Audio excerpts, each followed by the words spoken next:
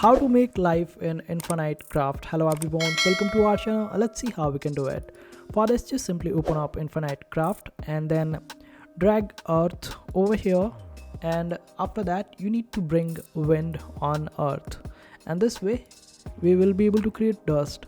Now you need to drag wind,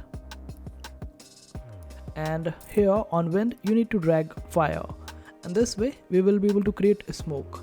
After that you need to drag earth on dust, and this way we will create planet.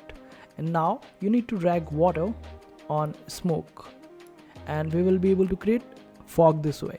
Now you need to drag fog on the planet, and this way we will create Venus.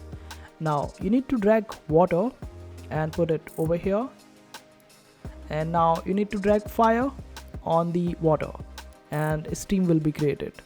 Now you need to drag this particular steam on Venus, and this way we will be able to create a life, and this is how you do it. I hope this video was helpful. Make sure to hit that like button and also subscribe to our channel for more helpful videos.